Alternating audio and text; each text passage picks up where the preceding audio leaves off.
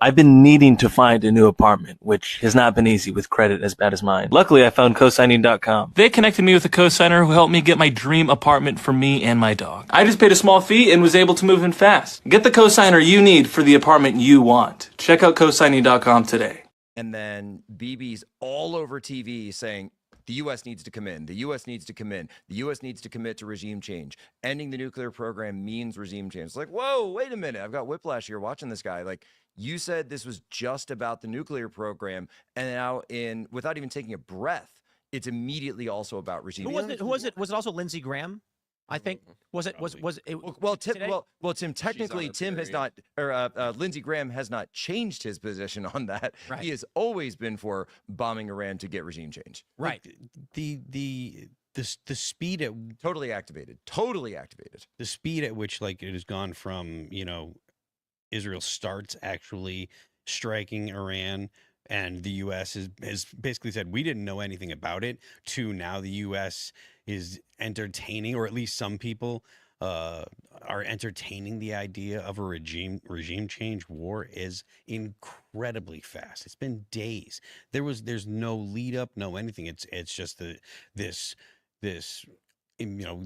surprise push for not just U.S. involvement, but U.S. to take the lead and try to go in and do with it. no discussion. With no discussion. No discussion, no debate, please. It seems like that's just been the purpose all along. For me, my big question is why now? Because we've been told for 30 years now that Iran is close to getting a nuclear weapon. So I think I'm at where a lot of people are at, that I just have a bunch of questions and no real answers. If I understand correctly, part of the why now is because of how badly Iran planned their attacks against Israel when they started with Hamas on October 7th, then going to Hezbollah. So really, Israel just started disassembling all of Iran's ability to influence and pay people to strike it. What's crazy what you mentioned about, and you're right about the military window. There's no question about that. But think about what we were talking about a week ago. Just when I say we, I mean sort of the royal we as like the podcaster sphere, riots, online sphere. It was riots. It was immigration. It was illegals. It was rounding people up. It was these cases which were marching through and Trump was winning. And there was so much mass appeal for, I think I saw a poll, like a mainstream poll saying CBS, 55% of Americans saying they supported all illegals being deported, not just MS-13, it was all.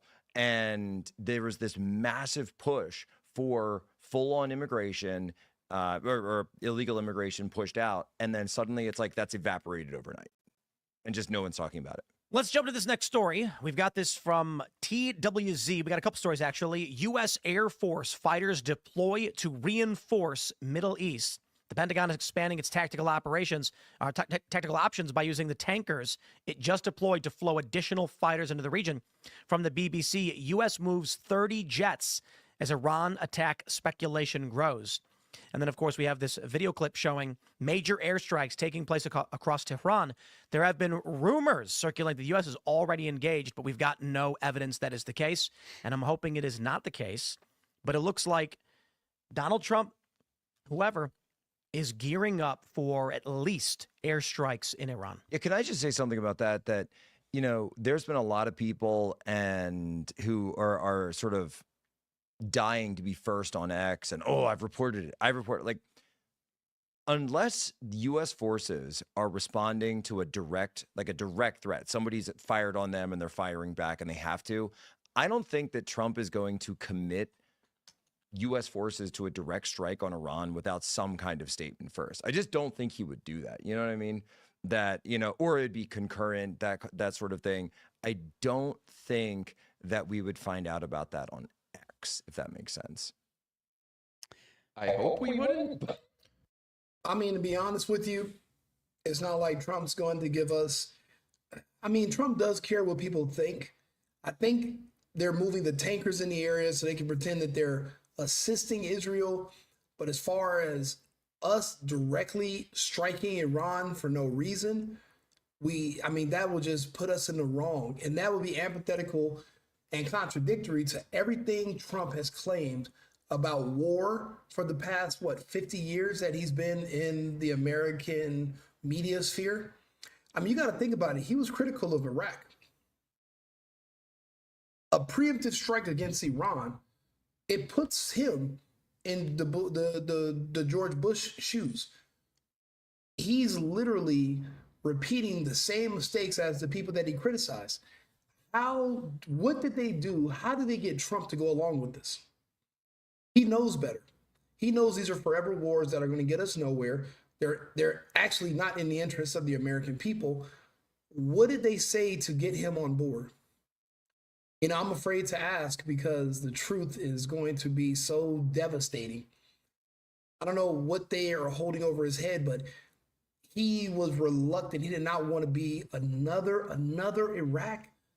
After we just got out of Afghanistan, after we just pulled out of the Ukraine, you want to put us back in another war. So that's why I'm like, it seems like he's holding back on attacking Iran, but we shouldn't even be this close. There should be no need for them to surrender. We should not be asking anyone to surrender to us. If the goal is to appear like we're trying to take over the world, okay, we've won. But Jesus, we don't need more of this. We don't. Air defense that offline. And I'm more familiar with, all right, I have to be careful about this, the North Korean side of things, but I do know that a lot of the, and all right, I'll just speak generally. A lot of military air defense systems typically operate on like one or two networks. So they're highly vulnerable to cyber attack if you're able to get something into that system because they're all on one system basically, and they don't really have a lot of fail safes in there. And particularly I remember being told that with Iran and North Korea that they were very susceptible to this type of attack. I know there were questions about how involved we are. Many people are reading into him saying that as we now have complete and total control over Iran skies as us being involved. Are you reading into it that way?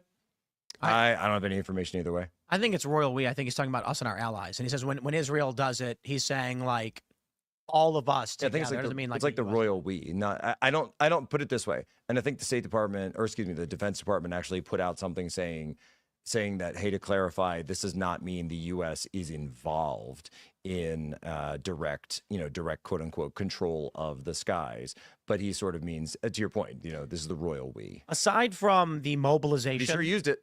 Aside from the mobilization that we're seeing from the military, there's another component that makes me think we're going to intervene, and that is the Daily Show with Jon Stewart. Because My favorite show. They attacked Steve Bannon, Marjorie Taylor Greene. They attacked you, Jack. Who was there? Was one more person in there? Charlie Kirk. Charlie Kirk. And they took you guys completely out of context, and it was very strange. It was very strange because there are Trump supporters who cheered on No New Wars, who are now on X cheering on intervention in Iran. Seems like hypocrisy. Jon Stewart could very easily come out and say, hey, look at these hypocrites. Instead, he chooses to target the staunch anti-intervention faction of the MAGA base and tries to discredit them, namely Bannon and Jack and Marjorie Taylor Greene, Charlie Kirk, by claiming that Jack called for the military to be deployed against 75 million Democrats in the United States, which is an absurdity and a lie. And I had to ask myself, why would he do that when he could mock those who actually support the war? He's not going to mock those support war, just like we saw in the early 2000s. The machine, the state, and the narrative machine was all about supporting our intervention. And this time around, they want to do the same thing. So when I say this leads me to believe that there will be intervention, is that there's a concerted effort, even on liberal media, to mock and discredit the strongest voices saying no war, implying there is a concerted effort to have us intervene in the region, just like we saw in the 2000s. What say you, Jack? Do you agree? Well, I mean, I do agree that he could be mocking the neocons, and there's a lot of material there. I mean, if you look at Mark Levin, it's just he's almost like how do you caricature a guy like that? I mean, he almost is it would be inseparable from a parody, which is funny because I'm like, Mark, you and I are both from like the same part of Pennsylvania, just outside of Philadelphia. We both went to Temple. I've never heard that accent anywhere in the area, so I'm very familiar with Cheltenham and that area. I'm from Norristown. Like I I don't know where that comes from, but that notwithstanding, I think it works for radio. It doesn't work for TV as much. But you know, the antics. But when it really comes down to is very interesting to see that. Hey, wait a minute. Where was the Jon Stewart who used to say, you know, and he does actually mention it in the clip. He said, well, I agree with these guys. I agree with these guys when it comes to this. I agree with these guys when it comes to this. But, and then they go to play edited, spliced clips with very, like, not even very well edited. It was very amateurish jump cuts where I'm saying something about, like, Trump is deploying the National Guard, and then jump cut. We should use force, jump cut. The Democrats, jump cut, you know. And it's just like it's like Frankenstein altogether, as if I'm calling for force against the Democrats, which come on, if anyone knows, I am not a Fed poster. There is no Fed posting out here, okay, folks? No Fed posting, and certainly not on Timcast IRL. But point being is, why is he going after those of us who have been calling? We're just calling for diplomacy. When at the end of the day, myself, Charlie Kirk, Steve Bannon, and Marjorie Taylor Greene have been saying to President Trump, hey, we backed the play with Witkoff. We backed this play thus far. We have backed it thus far. That's clearly what he assigned Witkoff to do. He had a meeting with the guys on Sunday. Then the guys that he was going to be meeting with were all killed on Friday. So the meeting was then called off, as it happens. And so there's this real question of, and Steve Witkoff, by the way, you know, a lot of people in the foreign policy world don't really know him that well. They say, oh, who is this Witkoff guy? What's his deal? Well, he's actually one of the President Trump's best friends, just on a personal capacity. And a lot of people miss the fact that on, I believe it was September 15th of 2024, when Trump was at the golf course and was almost killed by the Ukrainian foreign fighter, Ryan Routh, who was there on the periphery of the golf course in West Palm Beach, Trump was golfing with Steve Witkoff that day. So they were both in the line of fire, or potentially were about to be. They were on the fifth green, and he was waiting on the sixth green, and so they were both potentially killed by this guy.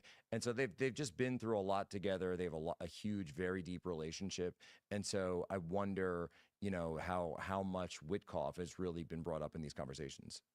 With all due respect to Steve Witkoff, I don't think he's come to a successful negotiation yet. Definitely not in this Iran deal. Definitely not in the With the people who were killed.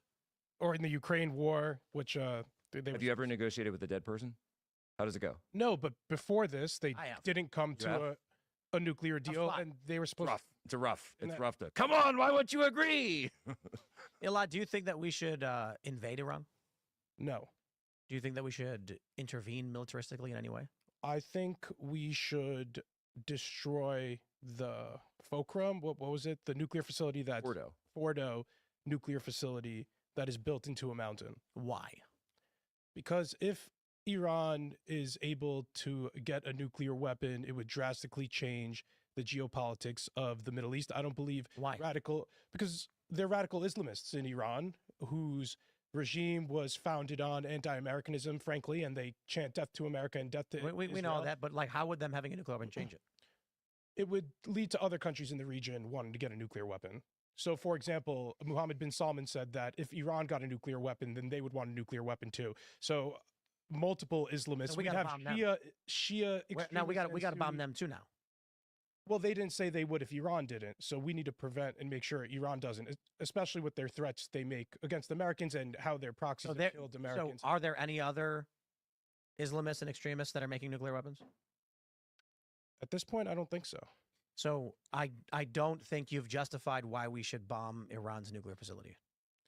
Because they've made threats against us and our allies, and if they get a nuclear weapon, it would lead to more nuclear proliferation in the region, and it would allow Iran. I don't follow. That makes no sense. So like Saudi you're Arabia, saying if Iran gets a nuke, all of a sudden a bunch of other countries are going to get nukes? Yes. But how does that follow? Unless we stop them. So Mohammed bin Salman, if you want to pull up the article, he has. I get that. I'm just asking, what is the connection? Like, are you saying that they'll simply just go, well, I guess we should too? The balance of power will dramatically shift, yes. And they will all say, we need to have nuclear weapons too as a deterrence. So they would try to argue that we need to make it like an India-Pakistan situation, an Iran-Saudi Arabia situation where both sides have nuclear weapons. Are there any other countries with nukes we should bomb? We should prevent these rogue nations and nuclear proliferation from happening. What's a rogue nation? Rogue nations. North Korea is a rogue nation. Why? Why is North Korea a rogue nation? Like, Because it's what ruled is by a rogue a nation? mad communist dictator. What's a rogue nation? Rogue nations are nations that don't play by any of international laws, recognized laws, and don't respect Whose laws? our laws. So if they defy us, they're rogue. Yes, if you So defy you're our saying shipping anybody lanes, outside of a liberal economic order, basically.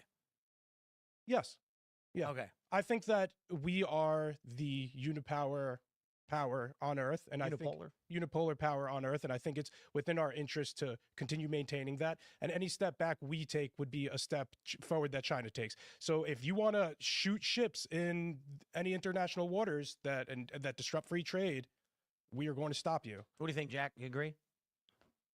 Well, you left out the fact that a lot of there already are nuclear weapons in the Middle East. Sure. So Well, and the U.S. has We Who gotta- are you we gotta talking bomb about? Who are you talking about Gotta blow 'em up. specifically? Pakistan. Okay.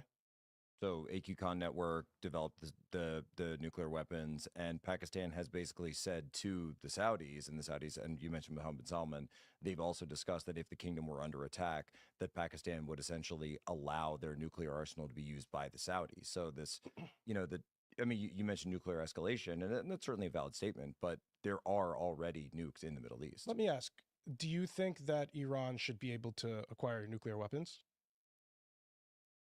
I think that there are many policies and many options to be able to deal with that, as opposed to just simply blowing up people that you don't like. So how should say the no.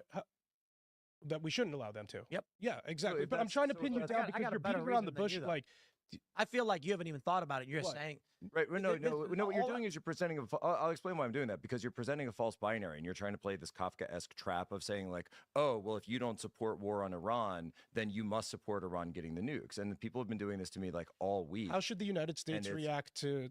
I literally Iran just gave trying an to- entire conversation about Steve Witkoff, and you like crapped on it. And Steve Witkoff wasn't able to come to any conclusive negotiations Yes, that were because the approved people by were the killed. president The people were killed. before the people were Yeah, killed. before the meeting. president- Before the meeting. This was the 6th round of meetings, respectfully, Jack. Right? Like the president didn't think this was going anywhere. No, that's the president's prerogative. And there's no question about that. So, think- so you think we should just continue to go the negotiation routes? But again, if they don't bear fruit, as they haven't, how should the United States respond to their nuclear ambitions? You say that as if it's already happened. And again, how are they going to bear fruit now when the people are dead? I guess we reached the point in the negotiations where they didn't bear fruit. Who's but I we? get. The Are you a United member of the States. administration now? No, I'm talking about us, the royal we, right? Right. There's a lot of royal we's going around. So no, as an American, right, worried about the American agenda, like I'm trying to get a concrete answer here. So the negotiations don't work out. How should the United States respond to that? Again, so you're playing this game of trying to create a false binary, saying this is the only way. I'm asking you to what do else it. we should do. What else? Okay, cool. Appreciate you doing that, because a lot of people have been doing that to me this week, and with who share your views, and it's very annoying. So what I've said for a long time now is the best way to do this is stop looking at it in two dimensions, saying, oh, it's just Israel, the United States, and Iran. There's the only three players there. World's a complicated place. Doesn't work that way. And in fact, there's another huge player in all of this that it feels like the neocons have just forgotten about, and that's Russia. So Witkoff, again, this is why I bring up Witkoff again and again, he plays the key role in the negotiations between the U.S. and Iran, but also the U.S. and Russia. And Russia has offered multiple times to come in and be the guarantor of the Iranian nuclear material. So they played a similar role, by the way, in the Syrian chemical weapons under Assad. I guess it was 2013 when that took place, and China played a small role as well as in destroying them, but after the fact. And so this idea of Russia coming in and saying, wait a minute, why wouldn't that be a good idea? Because while the U.S. has issues with Iran having a nuclear weapon, certainly, Israel, it's an existential question. And for Russia, they don't want Iran to have nuclear weapons either, because that's right in their backyard. And they don't want this huge escalatory ladder going on in their backyard the same way that I think that most people in the Middle East probably wouldn't. And so it's a much bigger threat to Russia than it is to us. And so why not have multiple negotiations, have Iran put pressure on them because they know they have to, and then use as a potential dangle for that the peace and ceasefire in Ukraine. So, very respectfully, I'd agree to something like that, but I don't think that resolves any of the geopolitical issues that Iran has and solves their ambitions Right. So, at all. so the issue I see is, Elad, when you say that we got to stop them from getting a nuke because other countries will get nukes, it sounds like you don't know what you're actually worried about. I'm worried about nuclear proliferation and our enemies abroad who have wished death upon us and have the death of American service members. It's a non sequitur. If they get a nuke, Saudi Arabia will start a cheesecake factory. Like, okay, I don't understand how these things are related. Saudi Arabia could make a nuke right now. They said they wouldn't unless Iran did. Saudi Arabia currently has access to a nuclear stockpile. And Jack pointed out, Pakistan already has nukes. There's nukes in the region, and there's Islamists capable of firing them, and there's fears they actually will over Kashmir. So why isn't Saudi Arabia building them if the politics of the region dictate?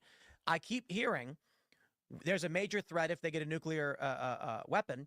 Notably, this is what the meeting with Netanyahu was about, where he was like, they're gonna make a nuke and come for you, and respectfully, everybody in the room was like, yeah, that's not happening. Oh, well, Like, you that's mean what when I- you met with him? Yes. Sorry. I wasn't sure you meant that. I was thinking Trump meeting, and I was like, oh, wait, you mean your meeting? Netanyahu was trying to preach about how if Iran gets a nuke, the U.S. is next, and everybody was basically laughing at him. No. There was a handful of people in the room that were like, he's right. And most of them were rolling their eyes, being like, they can't even build an ICM to reach us. We're not worried about that. So I have concerns about them getting a nuke. I think the real concern is they give fissile material to a bunch of wackaloons in the region like the Houthis, and then they start blowing up tankers and launching low-yield nuclear artillery. That's terrifying. But the idea of them having nuclear missiles, I'm like, it's the same deal with anybody else. Russia's got more nukes than anybody else. They got the biggest ones. We've got massive ICBMs, MIRVs, we call them. We can wipe out 12 cities with one ICBM. I'm not concerned about Iran having access to There's also low-yield nukes. even though it's never been officially acknowledged, there's also a lot of consensus that Israel more than likely has a stockpile of nuclear weapons as well. Samson option. Well, and what well, that's the evidence do we strategy, have that this is such an imminent threat right now that they're all nuked up? Because everything I'm hearing is sounding very weapons of mass destruction-y. Yep. I mean, that's Well, And that's what we've learned nothing from guys, this era Tulsi in Gabbard question. said only a few months ago that they were not And I near wanted to a nuclear She weapon. testified under oath, and I trust her word a lot And more. I want to push back on that a Do little you bit. trust it more than Donald Trump's word? I do want to push back on this a little bit because do. I think we need to be accurate. And if I sound like I'm beating around the bush, it's because I'm trying to be accurate. We're talking about nuclear war here, right? So let's be a little serious.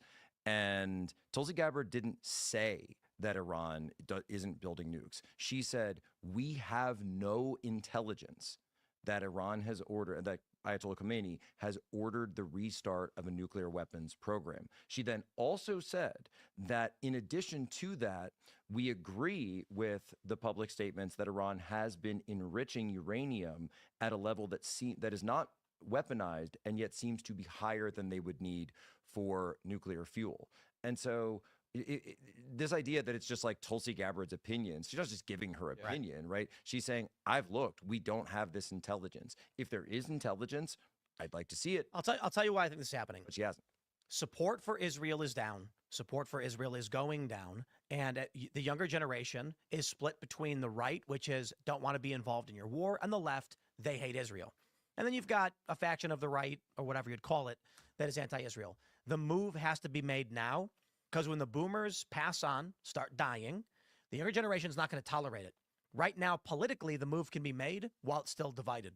You wait 10 years, it's going to be 60% anti-Israel. Not so much anti-Israel. It's going to be 60% we don't want to be involved at all. And Netanyahu just survived a very narrow vote for his leadership just last week. And a lot of people are pointing to his domestic base, which goes along with some of this popularity issue that Israel has in the United States. It also is Netanyahu's own popularity domestically within Israel. He's having issues with his coalition. One of the ultra-Orthodox parties was threatening to break out. I forget the name of it off the top of my head, or I don't know how to say it actually. And they were saying, we're going to come out because we don't want to be conscripted, because Israel, as you know, has compulsory military service. and so it's widespread military acceptance in the population. However, the ultra orthodox were saying they didn't want to be in, and they were threatening to blow up Netanyahu's coalition if he didn't agree to this concession. They were able to rend that out of him, and so the coalition stood. But I think he only stayed in power by like 9 votes or something like that just last week on the eve of all of this. They're just going to end up blowing up MAGA's coalition. I mean, there's going to be no support for this because the left is going to oppose anything Trump does, and most of his supporters are principled in being against this. So who does that leave? A handful of boomers? Well, and I think that's Spirit of John McCain? I do think that's the thread that Trump understands of understanding that the MAGA coalition is just like all coalition politics, which I mentioned BB is dealing with some as well, that there's going to be this friction. So, I don't see a lot of the Maha crowd being down with this. Yeah. I don't see a lot of which, and RFK Jr. himself had spoken out quite a bit against the Ukraine war, but then his own son actually had volunteered for it. So there's this big split, there's this big friction point. And at the same time, though, I think that President Trump is very concerned and as Alad mentioned, has always said that he's very concerned with Iran getting a nuclear weapon. And if he truly believes there isn't any other way out diplomatically or other, then that's his prerogative and that's his decision to make on what he sees as the best way to go forward. Let's jump to the next story, ladies and gentlemen, from the Pentagon Pizza Report. So for those that aren't familiar, the Pentagon Pizza Report tracks the pizza restaurants that are near the Pentagon. And as of 30 minutes ago, there's been a huge surge in pizza orders, busier than usual. Now, this usually indicates that people at the Pentagon are working overtime and they're ordering lots of pizzas because something is about to happen. Now, Donald Trump was supposed to give an urgent address, and then he did not. So it's hard to know exactly what's going on other than in D.C., in the security apparatus, they're gearing up for something big and ordering lots of food. However, it wouldn't surprise me if there was a strike tonight. However, Jack, they also announced Freddy's Beach Bar, the closest gay bar to the Pentagon, is having a very busy night. I don't think I've ever seen it this high above the average as of 8:15. Well, we know where Lindsey Graham is. Whatever is going on, people need lots of pizza around the Pentagon, but also there's a lot of people at a gay bar. We might need to check out Comet Ping Pong too, right? See what's there. But they're I think this could be a good thing for world peace because this is what happens every time Lindsey Graham is lonely. She gets angry. She wants to bomb a bunch of countries. So hopefully she's there enjoying pizza and gay stuff. Is being hawkish a gay thing? It's a Lindsey Graham thing. She gets very upset. Well, I think allegedly. I don't. Allegedly. CNN is reporting right now that it appears the U.S. is preparing for a strike on Fordo. Yeah, that doesn't surprise me. But once again, it's just a speculation. We've also said that assets are being moved and arranged for a strike. They're just getting a little closer to You it. guys trust the plan? What's No, never. If I used to be a dumb liberal, if I've learned one thing in my lifetime, I don't trust any of these suckers. You guys don't trust the art of the deal here? No. Wouldn't the art of the deal be finding a deal? Yes. Well, I mean, we're still waiting for more news to come out about this. I have figuring out a way to stand by his commitments that says Iran will not be allowed to have a nuclear. You know what, a lot. I haven't thought about it like that. You're absolutely right. We do need boots on the ground in Iran. No. I was saying justice strike like we did with Qasem Soleimani. We totally mocked him. And You gotta talk into the microphone. We mocked him. we totally mocked Qasem Soleimani. Frankly, again, the Jews in Israel did all of our dirty work by taking out most of Iran's proxies, Hamas, Hezbollah. We're really going to look back at October 7th as a turning point. Also, the Houthis, the Americans actually contributed. We contributed there too with the Israelis against the Houthis, not to mention Assad falling. So if you're taking a look at the map of the Middle East, it really is our road to Iran, our road to Persia, and making sure that they can't make any nuclear weapons. President Trump, he sent out to all the White House reporters, he sent out a long list of like 30 different references to his specific quote over the years of saying specifically, I will not allow Iran to have a nuclear weapon. I don't feel like there's a lot of people that are saying that he didn't say that. Well, it's just this catch-22 between how do we stop that? We don't want them to get the nuclear weapon and we don't want to go to war. We make Israel do our dirty work. Right, and so this is the false binary that you keep coming back I'm asking to. you what the I mean, you said, have Russia Wait, hold on. negotiate What those if we did not war? Well, again, I don't think it is war. I mean, I think it's a strike I mean, against. It's the just a nuclear bad faith facility. tactic on your part. I'm not So saying I could war, easily though. say No, this you're is a bad faith either tactic. I'm saying specifically you're a either strike a on their nuclear warmonger or you're facilities. not. So you're a I'm not warmonger. saying war. So you're a warmonger. I'm not saying war. I'm saying a strike. Right, so I could do that all night, but I'm not that kind of guy, so I don't like doing He is that. a warm Ooh, this is spicy. You say I love it. warmonger He is a warmonger, to people, though. You do say that all the time. No, but again, I'm So, not like, talking about to war. Mark Elad, Levin, Elad, to it- Lindsey hold on, hold on. Graham, to Wait, people who deserve it. Elad, admit it. You're a Bolton bro. Well, John Bolton. mustache- Aha! The No, mustache look, has taken sometimes- over. sometimes Judge there come is- in Poole has here wearing ruled. that mustache and Sometimes tell there's me something to the that madman Raytheon doesn't theory. get you hot. I think there was a reason Trump brought him on at one point for a reason. So, Did you guys see this? That when Trump made an announcement, I can't remember what it was. It was last night. Like at some point, Trump made a statement, and then all of the military-industrial complex stock after hours jumped. Oh yeah. Oh yeah. I wonder what it's at right now. I bet it's going up. Wait, Tim, are you Should all saying there's buy a stock financial and- incentive towards war? How dare you? Are you saying that? Heavens! I Are mean, you saying that that- would be unethical. How Are you dare saying you? that one of the world's largest oil producers in Iran, that this flow of oil, this massive flow of oil, may have something to do with what's driving these events? Is that entirely somewhere within? You know the what I realm of like? I like possibility? Lockheed. It's a cool name, Lockheed. You know what I mean? Lockheed. Yeah, Lockheed. You know. There's actually a great book. Oh, they're up 2.6%. There's actually a great book that's written all about regime change in Iran and sort of the previous regime change operations the U.S. has been involved in, and it's called Dune by Frank Herbert. Dune. Dune. I'm dead serious. You didn't know this? Three. Look at this. This is hilarious. When the war starts, North of Grumman. Gee. spiked straight up. Yeah, but Tim, you know about this, right? So What is it? the book Dune and the movies Dune are all about regime change in Iran. Oh, really? Yeah. No, 100, like dead serious. Well, the movies were terrible. Yes, they were. Well, not the 80s one. Yeah, I like The the David 80s one. Lynch one? Yeah, the new David ones. Lynch one was good. The newer ones, Yeah. no. Yeah, The the newer newer ones, it's just like a series of trailer scenes like strung Right. together rather than like Or I'm nothing looking happens. at something. But no, you think about it, right? It's the Galactic Empire needs the Spice. unobtainable material resource that is under the sand, and this on top of the sand are these plucky religious fanatics. And the only way to get this unobtainable resource, which of course powers all the vehicles in the galaxy, is by conquering this land. But then after conquering it, another house, which is also part of the empire, It just sounds like Fern Gully. comes in and takes them out. I'm dead serious. You know Don't Fern Gully? I know Fern Gully? It sounds like Fern Gully. Was there a regime in Fern No, Gully? but like the fairies were in the trees, you know, and then they had to come and get There were fairies. oh no, there's a demon in the trees. You're thinking of Avatar. It is like It's Avatar. the same Yeah. thing. It's all yeah. the same. They were singing bats in Fern. Yeah, they called it That's all I remember. unobtainium. Unobtainium. It was so it bad. was It was so bad. But no, yeah. So Dune was don't know basically Dune was based on the last time the U.S. and the U.K. got involved in a regime change operation in Iran, and they overthrew the prime minister who had nationalized all of the oil in Iran. And they were like, we got to get rid of that guy. So they brought back the Shah. This was the second Shah, if you're following. And they basically threw him out of office, put the Shah back in. He stays there for a while. And the people of Iran really didn't like that because I always screw up the guy's name.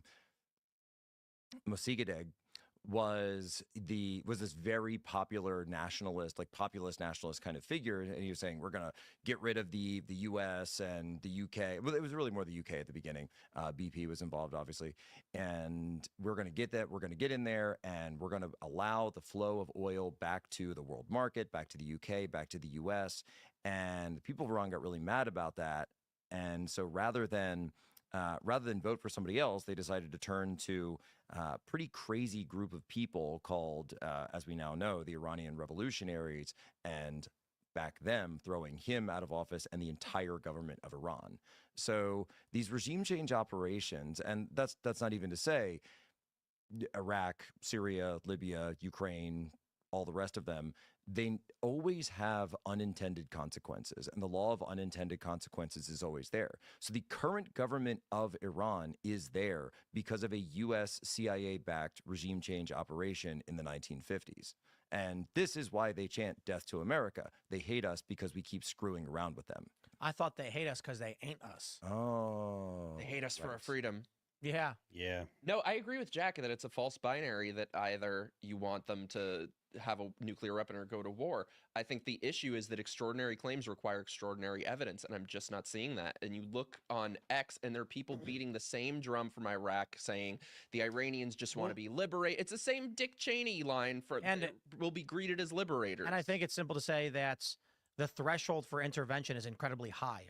So just coming out and saying, I've seen a report, it looks like they're doing nukes is not enough evidence, in my opinion, to justify. More importantly, you know what? I will resign my entire argument. Fine.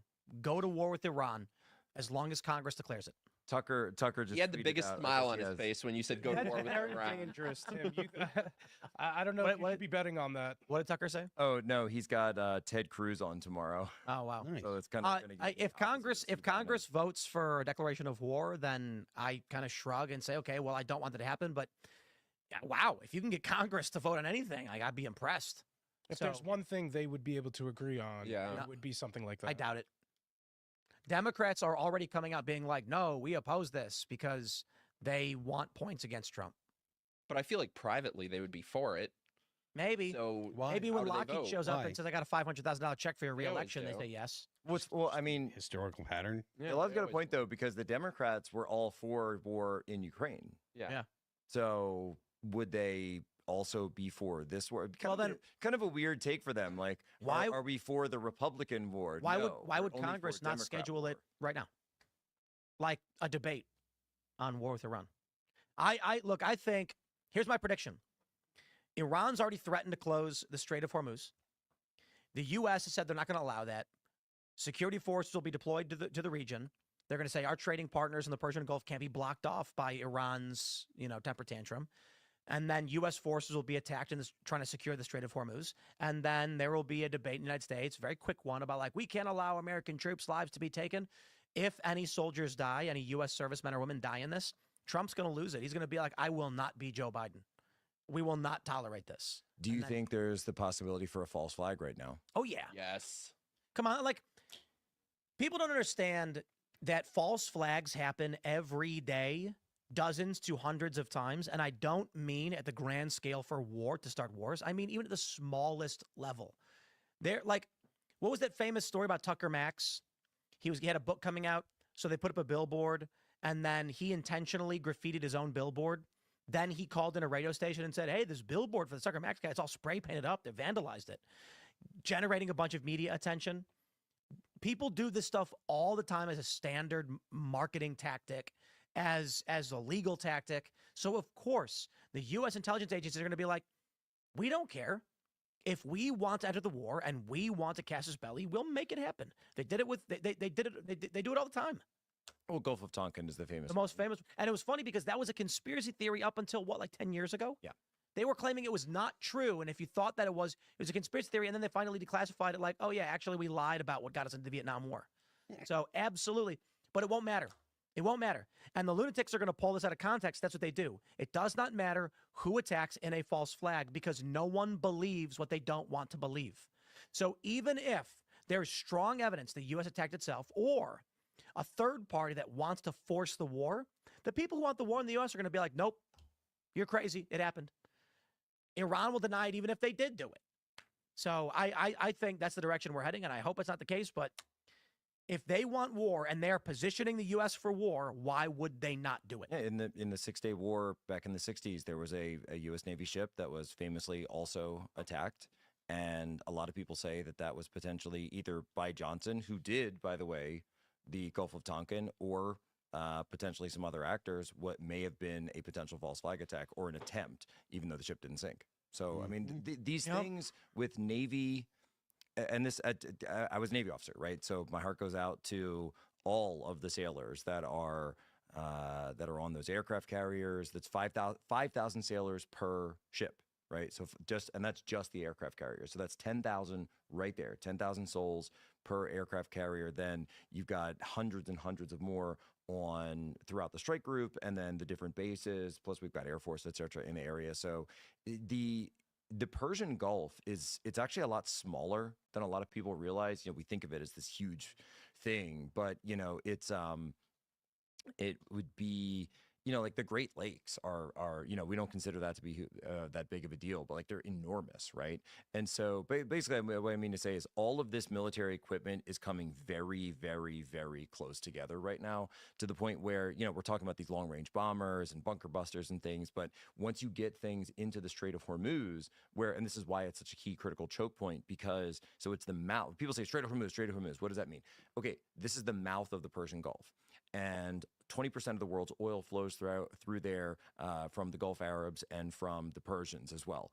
And so any blockage of this, mining it, which the IRGCN, so the Iranian Revolutionary Guard Corps Navy, has threatened to do this time and time again, it would be very easy for them to do this. What they would do is they would take a couple of merchant tankers that would probably be, false flagged, right? With some operating under like some Antigua flag or a Mongolia flag or something like that. In the middle of the night, they just park right there in the Strait of Hormuz and just start pushing mines over the side. And then what do you do?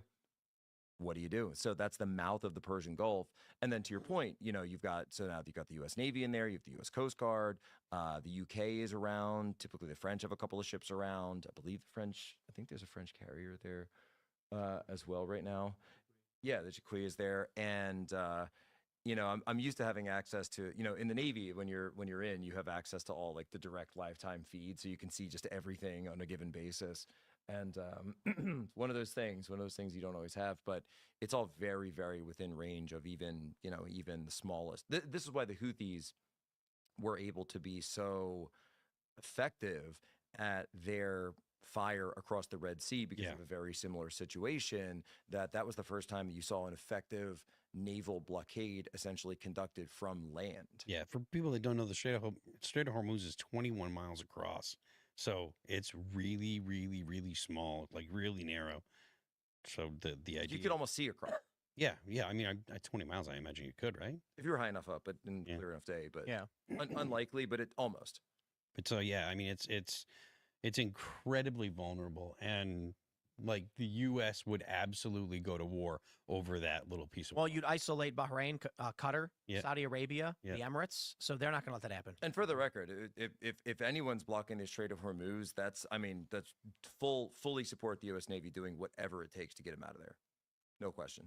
Yeah. I mean, it sounds like we already had one tanker explosion, and they're saying due to the chaos in the Strait and Iran's threat to shut it down, it's already starting. Zero had some stuff up about GPS malfunctioning and GPS issues within the Strait, so potentially leading to, someone jamming, right? The question is someone jamming in the Strait of Hormuz. So you've got miscalculation, you've got the threat of just general threat to merchant shipping. And then if that's still going on, you've then got the question of one of the things the Iranian ships will do, these IRGC ships.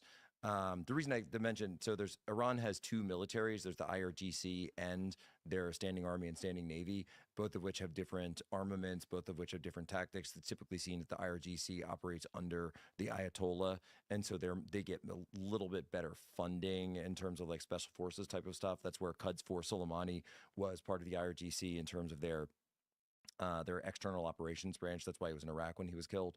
And so they've got these picket ships and fast boats. So the idea is, well, how are you going to take out a giant aircraft carrier? Well, you surround it like like the Spanish galleons of old with these small ships, and then you attack it from all sides at once. And if a carrier were passing through the Strait of Hormuz and were attacked that way, it would actually be extremely vulnerable, especially if they've got, Charlie 802, they've got cruise missiles or something else that parked in the back of those things. It would be extremely vulnerable to a couple of hits below the waterline, and now you've got a huge problem on your hands. I think a key thing to also understand here, I think it's I could have the number wrong, something like 20% of the world's oil transits the Strait of Hormuz. Mhm. Also, give or take. Also, I think it's important to notice like who the biggest losers here would be. Obviously, this would be a big loser for global trade, and everybody would suffer when oil prices shoot up as a result of this. However, China specifically imports 40% to 50% of their oil through countries that will transit that Strait of Hormuz. So China would be a huge loser in this situation, and China would suffer a huge amount of economic distress as a result of this. So there would be worldwide reverberations as a result of this Yeah, trade and this, closing. by the way, this vulnerability is exactly why China is building the BRI, so the Belt and Road Initiative. So that's exactly, they understand this, and they say, okay, well, this is why we want to build our pipelines and railway system up through Pakistan, through this economic corridor, and then what's on the right on the other side of Pakistan from that spot in China? Well, that's where the Uyghurs live. That's Xinjiang. So that's why the Uyghurs and EITF and these various groups are such a threat to China in that sense, because it's just basic geography. So they want to control that area because it could potentially be an extremely key resource. China doesn't have oil. China doesn't have the resources that Iran does. China obviously is Iran's #1 partner. 90% of Iran's oil is sold to China, and so they would love to be able to have it come over pipeline. Now you're not paying because to have fuel shipped to you, you have to pay for the fuel cost of the fuel coming on the super tankers, right? Yeah, it's a little bit ironic there. So if China were able to build pipelines and a railway system, it would drastically reduce that price of the Iranian oil to begin with coming out. That's why Xinjiang is so important to their imperial gains and pushing out really just across all of Asia and Eurasia. That's why they want that so much. And that's why to them, the Uyghurs, it's, just the cost of doing business. Let's jump to some domestic news time, my friends. Domestic news. What's that? Right. From the AP, NYC mayoral candidate is arrested at immigration court after linking arms with man being detained. What a stunt. These theater kids. Here you go, check this out. You don't have the authority to arrest U.S. citizens. I'm pretty sure they do. The way you know that this is a photo op is because all of the reporters that are surrounding these guys in the background taking photos, all of those people were tipped off by this guy's campaign, Brad Lander. Yep. He's running third in the New York City mayoral race, and that's why he's doing this stunt. He has no chance of actually winning. Moreover, this is going to be the new Democratic photo op opportunity thing. Raz Baraka of New Jersey got arrested outside of a detention center. This is the new way to virtue signal. Obstructing ICE agents from doing their jobs outside of different immigration courts. So this is in New York or in New Jersey? This is in New York. This is in New York. Okay. Apparently, this guy was also seen aiding illegal immigrants helping them to avoid ICE at the courthouse before he got arrested. And that's what that judge was doing, who got stripped and arrested. So this guy should go to jail. I'll just further explain kind of what's going on here. In New York City, within the immigration courts, ICE agents are now hanging out outside of the immigration courts, immediately outside of the doors. I voted for this. To arrest illegal aliens and detain them. Some of these ICE agents are masked up without any badges or name tags out, and I guess that's been some people's beef. Others don't. So others are masked, some are, some aren't. And I guess that's been some of these guys' primary complaint. I've been covering this stuff in New York for the past couple of weeks. It's been adult men that they are detaining. I've seen multiple women with their children be allowed to let go despite definitely being illegal aliens. Funny tidbit too, Tim, I actually spoke to a couple of ICE agents there who do watch the show. Oh, really? Yeah. Nice. Well, I Hey, voted for ICE. this. Keep up the good work. Keep sending them back. This is Speaking of DHS, Nikki Haley, Secretary Haley. Or excuse me, gosh, I'm tweeting about Kristi Nikki Haley Noem. right now. Kristi Noem, gosh. Allergic reaction. One in the jar for that one, yeah. So Kristi Noem, I was just tweeting that Nikki Haley is probably loving all this. Don't say her name a third time. You'll summon her. I will. Kristi Noem, she was rushed to the hospital. Yeah. But she's all right. So she had an allergic reaction. Thank God. This story with this Democrat, I think what Elad is saying is kind of terrifying. They don't have policies. They don't have plans. They have stunts. They're a cult. Who was just saying this a moment ago? That you're arguing with the TV? Was that you, Jack? So yeah, before we were on air, and I was paraphrasing, but there's this tweet. It's this famous Anon tweet, and JD I think reposted it the other day, where he was saying liberals don't know things. They don't obsess over statistics or databases. They just sit and watch Netflix and Hollywood movies, and that's their entire conception of the world. Right. I went. That's why they do this, and I fear where that leads to, because they have to keep one-upping each other. Brad Lander didn't do this with any expectations of actually stopping the ICE arrests. Like, he didn't do this with No, the it's expectation social of media community clout. It was all about social media clout. You He remember- wanted hey, his photographs to be taken and be put in the New York Times and be the lead story on Timcast. Do you remember the IRL. phrase "do it for the Vine"? Oh, yeah. That's exactly what it is. Oh, I have the. All right, I want to give. And I mean, he's doing it doing it for the successfully. gram. He's doing it successfully because we're talking about him. I do want to give attribution. It was mimetic Sisyphus. Ah. Hilarious. Liberals don't know things. They don't read history. They don't obsess over stats. The few data points they do see, they forget. Their entire world is driven by the consumption of fiction. It is indeed. It's so true. That's why they kept saying Trump was Voldemort. Yeah. Yeah. Right, 'cause that's their. That's why their they dress common up like reference point. handmaidens. They never even read The Handmaid's Tale. They don't even know what they're talking about. They wear those gowns 'cause they saw it on TV, and they don't even know what the story's about. Do you ever get the sense that they kind of want to be the handmaids, though? It's a very 50 Yeah. Shades of Grey. Dude, kind you of know what I'm Yup. saying? They're like, oh, I would hate to be a handmaid. Yeah. That would be awful. Uh, Strapping me Because down. like in the A lot Handmaid's are you trying Tale, to wasn't it interject like that you want to be a handmaid? No, I was going to say, if you That guys was want to get a better idea, if you guys want to get a better idea of what's going on in these immigrations courts, if you could pull up my Twitter, the most recent video I posted is like a Hispanic man being detained by a half dozen guys in masks, grabbing him as his girlfriend is crying behind him. Yeah, go ahead. That's right here. Yes. This tweet? Yes. Yeah, you want to read it? Yeah, so mass immigration and customs enforcement agents detain an illegal immigrant immediately outside of the doors of immigration court in NYC. The illegal alien resists but is overpowered by agents. His girlfriend watches on crying and bangs on the door he's let into. This is, I like to call, it's cathartic. Sorry, man. And if you pause right there, the guy on the left watches Timcast IRL, This guy right here? as I understand. That guy. Yeah. This guy in the Bro. black. Let's not dox him, though. Sup, dude? Even though he's wearing a mask, let's just... Yo, what up? He told you, he was like, I seen you on the show. I don't want to use too many words, but he's familiar Did with he our say, work. get off the show, I can't stand you? Or did he say, you know, you're all right? He said, I appreciate your support, and I'm also a big supporter of Israel. He said, war in Iran, wanna let's get go. I know ICE is already seen very unfavorably by some. Look at this, look at Get this. him in deeper water. Wow. They're allowing her to do this, by the way. This is an illegal immigrant as well that they're choosing not to detain at the court.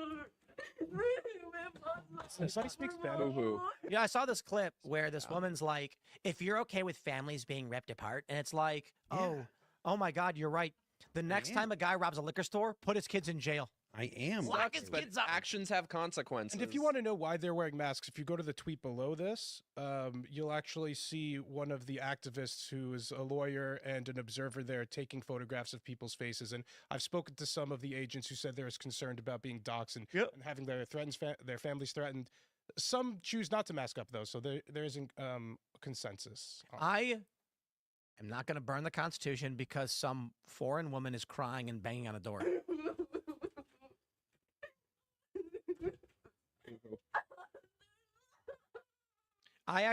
So this is what I can't stand about liberals. I don't go as far as Carl Benjamin. Carl Benjamin says that people should be made to feel pain for the crimes they commit. My attitude is much more about the logical system of rehabilitation, making a functioning system. Carl has a moralistic view that is, no, when you hurt someone, you are to be made to feel pain. He believes that the purpose of prison should not just be rehabilitative, but punitive. And so I agree a little bit. I am not going to empathize or sympathize with this woman who's crying because she broke our laws, spat in our faces. Dude, if a guy came to my house and broke through my door, broke the back door open, came in and was sitting in my kitchen, and then I threw him out and his girlfriend started crying, I'm not going to go, oh, I feel so bad. I'm going to be like, you too. Yeah. You know, Bye. that's the root of the word penitentiary. Yes. The place that makes you penitent. Penance. Oh, I thought it was like, Penance. don't drop the soap. Jesus. Yeah, never mind. Like, why do you Penetration rate. just keep? You said it. Well, you see, the purpose of this video is that liberals are going to go, but she's crying. And I'm going to go, oh, yeah, she is. They have- now, crying. when Mike said his favorite movie was American History X, I thought he was talking about the race relations. It was the Nazi part. That's all. She's crying, so we have to throw the Constitution You know what we should do? away. Exactly. Here's a good man on the street bit. Like people go on the man on the street and they ask some question and catch them like, did you know that Trump said this? And then they were like Obama quote. And they're like, I hate Oh, it. yeah, Obama, I got you. What you do is you get a video of like a serial rapist crying and then you say, this is a man whose children were just deported by Donald Trump. Do you think that is okay? This man is crying. Like, actually, that's a serial rapist. You're empathizing. Oh, with. I love that idea. And it's like, you can't just look at a crying person and be like, oh no, but they're crying. But that's all they have is emotional manipulation. Maybe if my heart grew 3 sizes one day, which it likely won't, I would feel a modicum of sorrow for her. But you, I disagree. I got to apologize. I disagree. I mean, the idea is that we should tolerate criminals breaking into our country where we have drug dealers, cartels, human trafficking.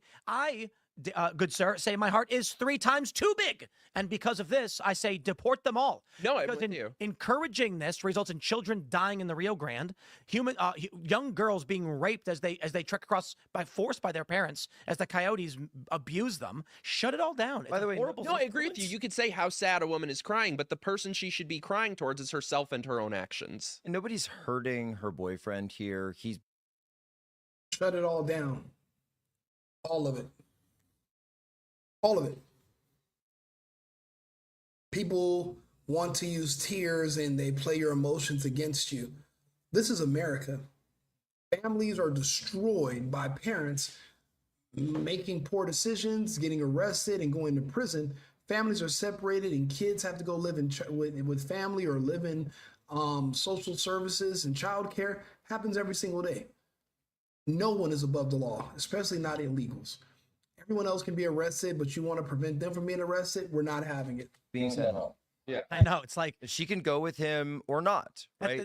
Or like, my country sucks so badly, I'm sobbing at the thought of being sent back there while they're waving the country's flag. it's that meme where the guy's like, Viva Mexico, long live Mexico, make California Mexico again. Then the cop grabs him and he goes, no, don't send me to Mexico. Oh, no. Yeah. Let me explain to you guys my one big beef with this. I really have, it's the one big issue that I have here is that I spent, what was it, like from 9 to 5 outside of these immigration courts, and they maybe arrested 7, 8, 9, or 10 people all day with almost a dozen agents that are only front facing. So I'm sure there's more on the back end. I guess my bigger point here is that it's not efficient. If we want mass deportations, this is not the way to get those numbers up. Just as out of a manpower and the process, I was hanging out with these guys in hallways for hours not doing anything, and they are not going to get to the mass deportation numbers this way. There needs to be other initiatives that are going on, even if they have multiple teams of people doing this.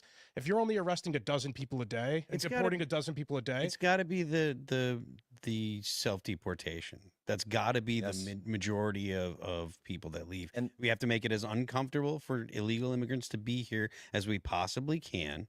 Take away any state benefits, anything at all that comes from the government, take it all away. You can't come here and get health insurance. You can't come here and get schooling. You can't come here and get anything if you're not a citizen. And then make it difficult on the people that would hire them. Make it so that, like, the whole And rent. pardon me? And rent. Yeah, renting, absolutely. The whole Donald Trump, talking about, oh, we're going to allow farm workers and people that work in restaurants, and then walking it back and then doubling Have you down on guys, it. That's a terrible, terrible thing for him to do. Have you guys, sorry. Well, he should be flat out with it. Anyone that hires an illegal is facing fine or losing their property. Have you guys watched Andor? Not yet. Oh. How come nobody's watching that? I guess Only Star Wars is good. was that the one where they had the where he was basically a sexual assault scene? Yeah, I heard it got very woke in the second season. Yeah. So Where they're on a Imperial farm officer planet. was like, Yep. yeah. So I was I going saw to this. spoilers. There's a farm planet, and the rebels that are working with Cassian Andor, they're hiding out on this planet, and the Empire has come to do audits to look for undocumented workers. Really? Yes. That's And the hilarious. Imperial colonel or lieutenant or whatever sees the main character's wife, and he's not there, and he's like, so, you work around here? And she's like, yeah.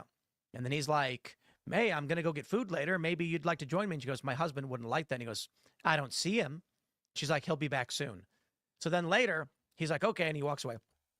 Later, they're like, hey, the auditors are coming to this facility, and you guys don't have are undocumented. You've got to flee.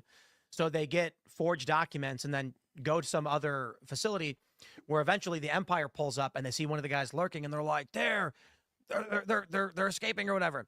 The Imperials, like the commanding officer, goes to them and he goes, I know you're undocumented. Oh, it's so hard. The farmers need the undocumented workers because they want the grains on time. This is all in the episode? Yes. And he goes, but we're not supposed to let you stay. Perhaps, it's so stressful. And then So like George Soros wrote the, or Alex it's Soros all wrote happening. the script. Then the woman says something like, that must be very hard on you. And he goes, it is. Maybe there's some way you can help me relax. And then she goes, no. And he goes, come here. And then she goes, I said no. And then she like hits him. And then he like grabs a knife and then she pulls a blaster and she shoots him. No, but there's the gotta line. Wait, watch wait, I this. do remember there is one line because I got this. I'm an I got accomplished tape watcher. someone sent me this clip, and or I guess it was going viral, whatever. And he says to her, he goes, we know you're undocumented. We've been counting visas. Yeah. It's just like the worst writing possible. Undocumented. We know you're like as if that's an actual. No. word But I that love you it. use. I love it actually. Some people might look at that one scene and go, "It's propaganda." No. You need to understand this in the full context. The full context is Cassian Andor murdered a couple corporate security guards and has been on the run ever since. So these are quite literal criminal aliens who have murdered tons of cops and soldiers. I kid you not. Cassian Andor stole a component from an Imperial vessel that can track their logistics, literal espionage and spying and stealing government materials, and then tried to sell in the black market. When the Empire came to stop this dangerous criminal, they killed a bunch of them. So when he comes and he says, you're undocumented, sure, they ham it up with him then trying to rape her. That's ridiculous. But the point is, the full context is, this woman isn't just undocumented. She's part of a criminal cartel gang that has been stealing military equipment and selling it on the black market and murdered dozens of soldiers. So it's like, hey, no good guys here, I guess. And I'll add this too. But they do. I will say that in just on that point, in that scene, it's clearly written that you're supposed to side with of course. Side, and the other side is clearly evil. They're the Empire after This is all. what I can't stand about Star Wars is that it is the whole even the original movies is communist propaganda. Like It was intended as communist propaganda. it is communist It was propaganda. intended as communist propaganda. Okay, they succeeded. No, I don't think they did. The joke is always that this is like around the time of the prequels, and then of course I can't remember who brought this up. It became a meme where I would say to my friends, "Do you like the original Star Wars?" And everyone says, "Yeah." And I'm like, "You like the idea of a young kid in a desert planet getting radicalized by religious extremists and then taking a cargo ship and blowing up a military It was base?" like when ISIS was getting big. This Yeah. meme kind of like started going around. And everyone's like, "Oh," and I'm like, "That's what it's about." And then he gets because of that his successful attack, he gets brought to a religious education center where he becomes even further radicalized and sent off to assassinate government leaders. Indeed, Darth Vader was a disabled war veteran. He was. So was the Emperor. Yeah. The Emperor didn't serve, did he? He was a disabled politician. He was disfigured in an disfigured in a assassination terrorist attempt. attack. Yeah, assassination attempt. Yeah. So I actually think, obviously, so what they've done since is they've written Star Wars to explain why the Empire was bad because they never did in the past. Like in the original movies, it was just the Empire is bad, but you don't really know why. So now they're trying to write all of these things where it's like, here's why they're bad. One of those is the police. They're bad because they just kill people wantonly. But that's not really in. It's just like there's the Empire, but that's what they're doing. They blow up an entire planet. Okay, sure, fair. They blow up Alderaan. Yes. But the point is, they're writing things like the Imperial A lot would consider Alderaan a rogue planet. What they're writing now. Star Wars, A but rogue planet. I've never seen They it. had to be destroyed. So what they're writing now is that when you're tracking undocumented workers, the Imperial, the white men, are trying to rape the brown women who are harvesting grain or working as mechanics. They're trying to make it be like when the U.S. government tries to enforce its laws, it is the evil empire. That is the propaganda that Hollywood produces. Yep. I think what you said is very true, that they get everything they know from fiction, from TV, from media. I went to the No Kings protest the other day, which just the idea of that is insane. Like they didn't care too much about the idea of kings. That's a fiction as well. Yeah, when the government was putting people out of business and locking us under house arrest. But the funny thing is, when you look at, first of all, I know everything they hate. They hate Trump. They hate borders. What are they for? You see one person who's draped in a trans flag standing next to a person with an Obama shirt holding a sign that says no deportations. So what you're saying is no kings, but there were a lot of queens. Yes, precisely. And I was No, funny. and that- Libby told us the other day that in Canada it was called the No Tyrants protest. Oh yeah, they can't have no So, kings so there. Post Millennial had someone up there, I think it was Toronto, covering the protest, but they had to call it No Tyrants because Canada literally has a king. And they support kings, Yes. just proving it's all a bunch of hypocritical nonsense. I hate the Canada. The contradictions just Is Canada a rogue country? I think we should take Up, over up, Canada. I think almost. we should liberate Canada. If you You want me to are actually John Bolton. support Did you say war, Canada? I Did you put a hard R on Canada? Canada? can. They kinda do. You Anyway, are ethnic they John kinda do as Bolton. well. I am willing to liberate the Canadians, and I think they would be an issue in the future. We'll be greeted as liberators. Yep. I don't think we should liberate them. I think we should encourage Blow up Quebec that to break planet. apart, as I understand of their Did politics. you hear how they Build another you- wall, man. You guys, Build a you guys wall. know how they actually got the name for Canada, right? Like the actual story is a cover. It's a conspiracy theory. There's the true story is that there was somebody up in Canada walking around in the snow, well, the territory that's now Canada, and he saw the letters C, N, and D written in the snow, and he looked down at it and he said, C, N, D. God, that's What is the actual name? Canada. Kanukistan. Is that what it is? I don't know. Yes, it was briefly aligned with Kekistan before the war. That's right. But then after the occupation, Kekistan. This was a good breakdown. I agree with Jack Posobiec a lot. I don't care for Eli Lawahu's stance on this. He's a war hawk that is pro-Israel, but he won't go join the IDF and fight. He'd prefer to encourage Americans to want to push for us to go fight on behalf of Israel, which is why he's one of my least favorite people on the whole Timcast panel. Like and subscribe, share the video. I'll be back on my own take on the Iran war and our other topics in about 30 minutes. Thank you and see you shortly. I've been needing to find a new apartment, which has not been easy with credit as bad as mine. Luckily, I found cosigning.com. They connected me with a cosigner who helped me get my dream apartment for me and my dog. I just paid a small fee and was able to move in fast. Get the cosigner you need for the apartment you want. Check out cosigning.com today.